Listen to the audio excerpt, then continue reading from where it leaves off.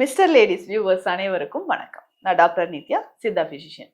உடல் உஷ்ணம் இது எனக்கு உடல் சூடா இருக்கு. ஆண்களாக இருந்தாலும் சரி, நிறைய பெண்களுக்கும் இந்த உடல் உஷ்ணம் அதை தொடர்ந்து வரக்கூடிய நோய்கள் நிறைய இருக்கு.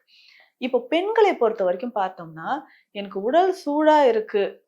ஒரு சின்ன வயசுல 30 வயது தாங்க ஆகுது. தலை ஃபுல்லா எனக்கு நரைச்சு போச்சு.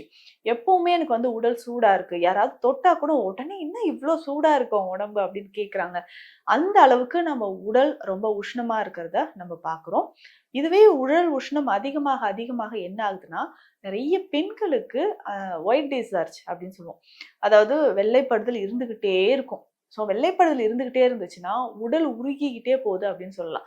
அதாவது எந்த விதமான நம்ம உணவு எடுத்தாலும் அது ஹீட் அதிகமான உடல் உஷ்ணத்தினால நமக்கு இந்த மாதிரி வெள்ளைப்படுதல் ஏற்பட்டு உடல் இளைச்சிக்கிட்டே போறத நம்ம பார்க்குறோம்.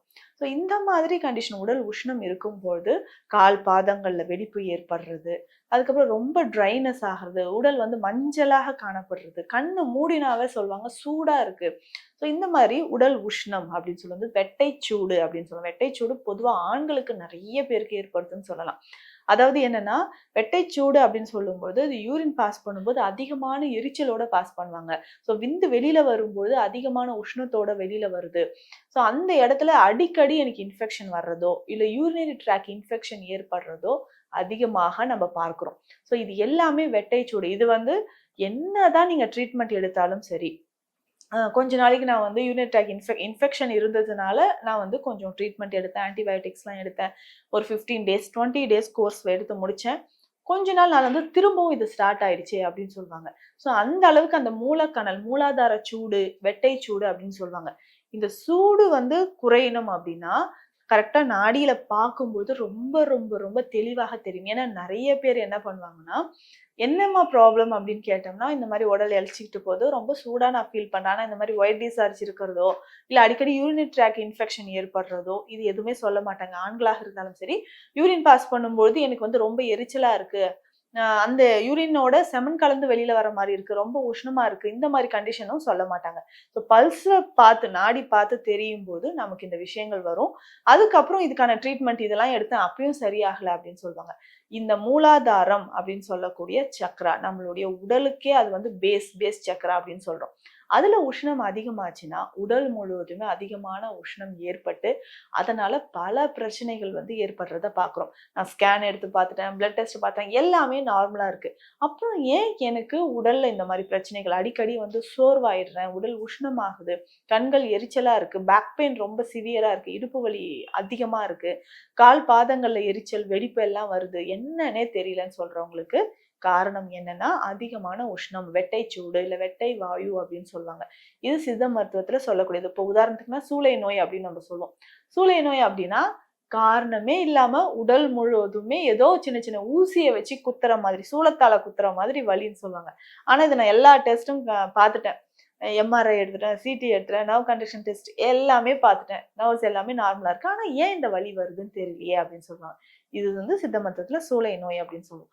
அதே மாதிரிதான் இந்த உடல்ல அதிகமாக இருக்கக்கூடிய உஷ்ணம், வெட்டை வாயு, இதை சரி பண்றதுக்கான மருத்துவ முறைகள் சித்த மருத்துவத்துல இருக்கு. பேசிக்கா இதற்கு என்ன பண்ணணும் அப்படின்னா, எண்ணெய் குளியல் ரொம்ப ரொம்ப அவசியம். இந்த எண்ணெய் குளியல் எடுக்கும் போது நல்லெண்ணெயோடு ஏதாவது உடலுக்கு குளிர்ச்சி தரக்கூடிய மூலிகைகளை சேர்த்து அந்த எண்ணெயை நம்ம பயன்படுத்தலாம். அப்போ நமக்கு பார்த்தோம்னா மருதாணி, இந்த மருதாணி இலைகளை நம்ம பயன்படுத்தலாம். மயிலாஞ்சி தைலம் அப்படின்னு சித்த மருத்துவத்துல இருக்கு. இந்த மருதாணி நம்ம வீட்டிலேயே செஞ்சுக்கலாம். ரொம்ப ஈஸியா நல்லெண்ணெயில மருதாணியை நல்லா அரைச்சு நல்லெண்ணெயில போட்டுறணும். போட்டுட்டு இது கூட நம்ம தேவைப்பட்டால் கற்றாழை சேர்த்துக்கலாம். ரொம்ப எனக்கு பாடி ஹீட் ஆகுது அப்படின்னா கற்றாழையை விட்டுருங்க. மருதாணி மட்டுமே போதும். நல்லெண்ணெயில போட்டு காய்ச்சி எடுத்து வச்சுக்கணும். இது இந்த எண்ணெய் உடல் உஷ்ணத்தை குறைப்பதற்கு நல்லாவே நமக்கு ஹெல்ப்ஃபுல்லா இருக்கும். டேண்ட்ரஃப் இருக்காது. கண்களுக்கு குளிர்ச்சி தருவதற்கு இது ரொம்ப சிறந்தது. இல்ல ரொம்ப உஷ்ணமா இருக்கு அப்படின்றவங்க இந்த மருதாணியோட கற்றாழையும் எடுத்து நல்லா அரைச்சு போட்டு சிம்பிளா நம்ம காய்ச்சி வாரம் 2 நாள் இந்த எண்ணெயை நல்லா தேய்ச்சி குளிச்சுட்டு வந்தோம்னாவே உடல் உஷ்ணம் குறையும். அதுக்கப்புறம் 2-3 நாட்களுக்கு என்ன பண்ணணும்னா, காலையில எப்பவுமே நம்ம இந்த கார்போஹைட்ரேட் டயட் எடுக்கிறதுக்கு பதிலாக சிறுதானிய உணவுகளோ இல்ல கூழ், அதாவது கேழ்வரகு கூழ், அதுக்கப்புறம் நீர் ஆகாரம் எடுக்கிறது, இந்த மாதிரி பழைய சாதம் இதை சாப்பிட்றது, தயிர் விட்டு நல்லா பழைய சாதம் சாப்பிட்டுட்டு வந்தோம்னா அந்த ப்ரோபயோட்டிக்ஸ் நம்ம உடல்ல காலையிலேயே அந்த உஷ்ணம் அதிகரிக்காமல், காலையில எந்திரிச்சதுல இருந்து அப்படியே மதியம் ஆக ஆக ரொம்ப உஷ்ணம் அதிகமாகிட்டே போகும். ஸோ அதை தடுக்கிறதுக்கு நமக்கு இந்த காலையில இந்த மாதிரியான உணவுகள் எடுக்கலாம். முளைக்கட்டிய பயிறு வகைகள், கொஞ்சம் பழ வகைகளை நம்ம சாப்பிட்டுட்டு வந்தோம்னா அதிகமான உஷ்ணம் ஏற்படாமல் இருக்கும். போதுமான அளவுக்கு உறக்கம் ரொம்ப ரொம்ப இம்பார்ட்டன்ட். உறக்கம் அப்படின்னு சொல்லும்போது ஒரு நாளுக்கு 7லிருந்து 8 மணி நேரம் உறக்கம் ரொம்ப அவசியம். இரவு உறங்கும் பொழுது கொஞ்சம் நல்லெண்ணெய், விளக்கெண்ணெய் இல்லைன்னா பசு நெய், இது 3ல ஏதாவது ஒன்று நம்ம உள்ளங்கால்ல தடவிட்டு நம்ம படுக்கலாம். இந்த மாதிரி தடவிட்டு படுக்கும்போது உஷ்ணம் குறைய ஆரம்பிக்கும். இதுக்கு ஸ்பெஷலா ஒரு மெடிசன், இது எல்லாமே ஜென்ரலா நீங்க லைஃப் ஸ்டைல்ல கொஞ்சம் கொஞ்சமா மாத்திக்கோங்கன்னு சொல்ற விஷயம். அதே மாதிரி உணவு முறையில அதிகமான புளி சேர்க்கக்கூடாது. காரம், எண்ணெயில் சமைத்த உணவுகள், அதுக்கப்புறம் அசைவ உணவுகள் கொஞ்ச நாளைக்கு நம்ம அவாய்ட் பண்ணிக்கலாம். தண்ணீர் வந்து நல்லா சேர்த்து குடிக்கணும். காய்கறிகள் வேக வைத்து அப்படியே சாப்பிடணும். ஸோ எண்ணெயில வந்து நல்லா டீப் ஃப்ரை பண்ணி அந்த மாதிரி சாப்பிடக்கூடாது. இதற்கு வந்து கொடுக்கக்கூடிய ஒரு மிக சிறந்த மருந்து இருக்கு. இது வந்து கடுக்காய் ஜெயநீர் மருந்து அப்படின்னு நம்ம சொல்வோம். இது வந்து பல வருடங்களாக நம்ம செய்து கொடுத்துட்டு இருக்கிறோம். சித்த மருத்துவத்தில் மருந்து செய்யும் போதே நிறைய மேஜிக் எல்லாமே நடக்கும். சில மூலிகைகளோடு சேர்க்கும்போது நடக்கக்கூடிய அற்புதங்கள் நிறையவே இருக்கு. ஸோ அந்த மாதிரி பார்த்தோம்னா நம்ம என்ன பண்றோம்னா, இந்த கற்றாழை இருக்கு இல்லைங்களா, கற்றாழைன்னு சொல்லும் போதே உடல் உஷ்ணத்தை தணிக்கக்கூடிய ஒரு அற்புதமான மூலிகை. இந்த கற்றாழையை வந்து உள்ள இருக்கக்கூடிய ஜெல் எல்லாம் எடுத்து நல்லா வாஷ் பண்ணி அதை சாறு மிக்சியில அரைச்சி அதை சாறு மாதிரி எடுத்து வச்சுக்கணும். இது என்ன பண்ணணும் அப்படின்னா, இது கூட கொஞ்சம் கடுக்காய் தூள் கலந்து எடுத்து வச்சிடணும். ஸோ இது வந்து அப்படியே எடுத்து வைக்கும்போது இதுல இருந்து நீர் மாதிரி கொஞ்ச நேரத்துல இறங்க ஆரம்பிக்கும். கிட்டத்தட்ட ஒரு 5-6 மணி நேரம் நம்ம அப்படியே வச்சிட்டோம்னா இந்த தண்ணீர் வந்து இறங்கும். இதுதான் வந்து ஜெயநீர், கடுக்காய் ஜெயநீர் அப்படின்னு சொல்றோம். இந்த கடுக்காய் ஜெயநீரை அப்படியும் குடிக்கலாம். எந்தெந்த நோய்க்கெல்லாம் இந்த கடுக்காய் ஜெயநீரை குடிக்கலாம்? இதுல என்ன இருக்கு? கற்றாழையும் கடுக்காய் மட்டும் தானே இருக்கு. அப்போ இது இரண்டுமே ஒரு அற்புதமான மூலிகை. கடுக்காய் வந்து ஒரு உயர்ந்த மூலிகைன்னு நமக்கு எல்லாருக்குமே தெரியும். பல நோய்களுக்கு கடுக்காய் பயன்படுது. இது இந்த மாதிரி ஜெயநீராக எடுக்கும்போது அதுல இருக்கக்கூடிய சத்துக்கள் மட்டும் தனியா வரும். இந்த தண்ணீரை ஒரு 10லிருந்து 20 ml வரைக்கும் உடல்ல ஏற்படக்கூடிய பல நோய்களுக்கு நம்ம தாராளமா குடிக்கலாம். நான் சொன்ன மாதிரி தாங்க முடியாத உடல் உஷ்ணம் இருக்கிறவங்க, அல்சர் பல நாட்களாக அல்சர் இருக்கிறவங்க, இது வந்து எவ்வளவு குடிக்கணும்? ஒரு 10லிருந்து 20 ml டெய்லி காலை இரவு 2 வேளை குடிக்கலாம். ஒரு டைம் இந்த நீர் எடுத்தோம்னா ஒரு 2 நாளைக்கு தான் பயன்படுத்த முடியும். ஸோ அந்த மாதிரி அப்பப்போ கூட நம்ம கொஞ்சம் கொஞ்சம் எடுத்து வச்சுக்கலாம். ஸோ இந்த நீர் வந்து உடல் உஷ்ணம் அதிகமாக இருக்கக்கூடிய நபர்கள் தாராளமாக குடிச்சிட்டு வரலாம். இதை வந்து நம்ம மருந்தாக பயன்படுத்துறோம், இல்லை எண்ணெயாகவும் பயன்படுத்துறோம்.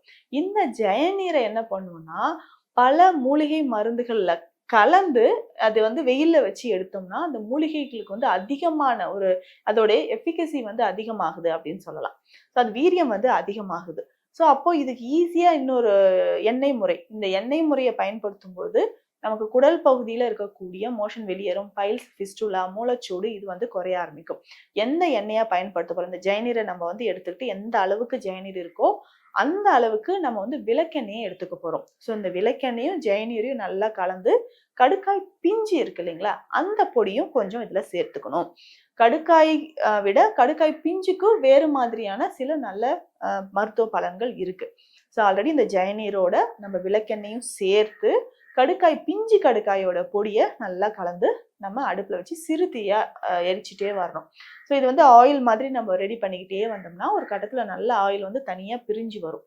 அந்த சமயத்துல ஒரு 50லிருந்து 100 கிராம் அளவுக்கு அதிமதுரம் பொடி நல்லா தூவி விட்டு கிளறி அந்த எண்ணெயை மட்டும் தனியா எடுத்து நம்ம ஃபில்டர் பண்ணி எடுத்து வச்சுக்கணும். ஸோ இந்த எண்ணெய் உடல்ல ஏற்படக்கூடிய பல நோய்களுக்கு அற்புதமான பல தீர்வுகளை தருதுன்னு சொல்லலாம். ஏன்னா மோஷன் போறதுக்கு சரி, எனக்கு மலச்சிக்கல் பிரச்சனை இருக்கா, அவங்களுக்கு தினமும் இரவுல வந்து ஒரு 5 ml குடிக்கலாம், இல்ல காலையில பாலோடு கலந்து ஒரு 5 ml குடிக்கலாம்.